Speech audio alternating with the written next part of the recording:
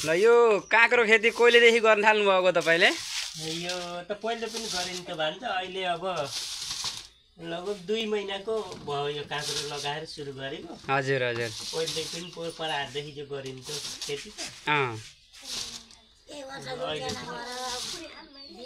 और यो चाहिँ बिल्कुल अर्ग्यानिक हो हैन, यसमा केही चाहिँ विषादी छैन। हजुर। तो यहाँ चाहिँ अगर तपाईसँग काँक्रो किन्न आउन चाहने मान्छेलाई यसको एड्रेस के हुन्छ?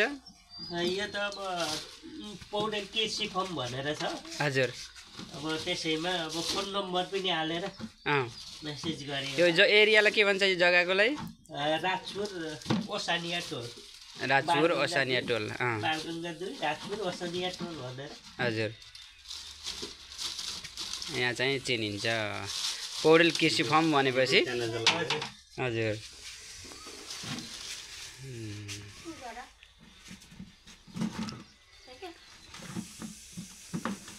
ल गाइस, हजुरहरूलाई काँक्रो एकदम अर्ग्यानिक ताजा काँक्रो चाहिएमा यहाँ चाहिँ सम्पर्क गर्नु होला।